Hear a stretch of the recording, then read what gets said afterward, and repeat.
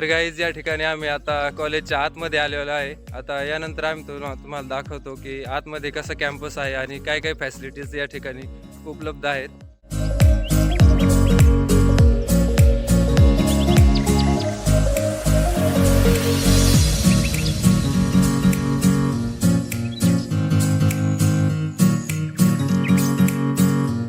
तर गाईज या ठिकाणी आतमध्ये आल्यानंतर इथे एक छोटंसं तळं आहे, परंतु याच्यात आत्ता उन्हाळा असल्यामुळे पाण्याची थोडीशी कमतरता आहे. हे तळं पावसाळ्यात फार भरलेलं असतं आणि या ठिकाणी एक छोटंसं मंदिर आहे.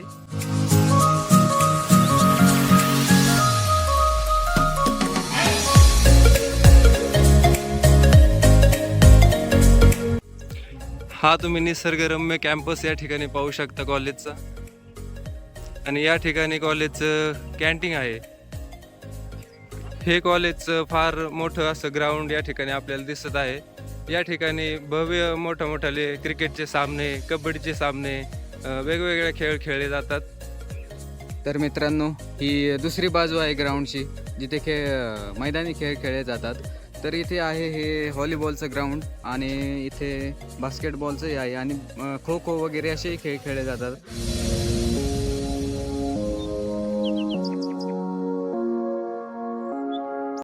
तर वैष्णवी ही हॉस्टेलला 2 वर्षापासून होती. तर वैष्णवी, तुला हॉस्टेलचा कसा एक्सपिरियन्स आहे? ग्रामीण भागात कॉलेज असताना इतकी चांगली हॉस्टेलची सुविधा उपलब्ध केली हे खूप छान आहे. आणि हॉस्टेलला सिक्युरिटी वगैरे पण एकदम व्यवस्थित आहे. परत हॉस्टेलला वायफाय सुविधा, गरम पाण्याची सुविधा, तसेच जेवण वगैरे अतिशय छान आहे. सो ओव्हरऑल चांगला एक्सपिरियन्स आहे. तर गाईज या ठिकाणी आपण कॉलेजच्या मेन बिल्डिंगमध्ये आलेलो आहे. ही इंजिनिअरिंग आणि फार्मसीसाठी महत्त्वाची बिल्डिंग आहे. आणि या ठिकाणी आपल्याला एंट्री करण्यासाठी कोणी कॉलेजच्या आतमध्ये येऊ नाही शकत. या ठिकाणी आपल्याला फेस स्कॅनिंग केल्याशिवाय परमिशन नाही भेटत. माझं फेस स्कॅनिंग होत आहे.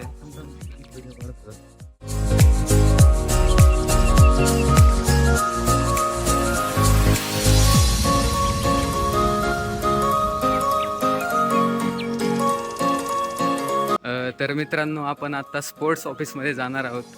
तर तिथे सर्व खेळांचे जे विनर्स आहेत त्यांचे लिस्ट वगैरे लावलेलं आहेत आणि फोटोज वगैरे पण आहेत. आणि इथे सर्व ट्रॉफ्या ज्या कॉलेजमध्ये ज्यांना मिळाल्या आहेत. आणि हा आपला आदित्य शिंदे, जो पुणेरी पलटणमध्ये एक कबड्डी प्लेयर म्हणून होता, तर त्याचे पण इथं खूप सारी चर्चा होत असते कायम आणि तो इथूनच शिक्षण घेत आहे.